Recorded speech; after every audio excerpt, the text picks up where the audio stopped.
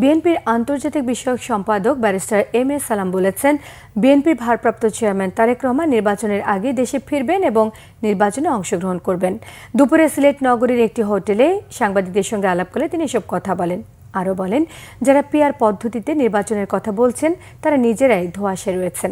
তারা একদিকে প্রার্থী ঘোষণা দিয়ে গণসংযোগ করছেন, অন্যদিকে ঐকমত্য কমিশনে দেন দরবারের পাশাপাশি পিআর পদ্ধতিতে ভোট চাইছেন। দেশের জনগণ অবাধ, সুষ্ঠু এবং নিরপেক্ষ নির্বাচনের অপেক্ষায় বলেও মন্তব্য করেছেন তিনি।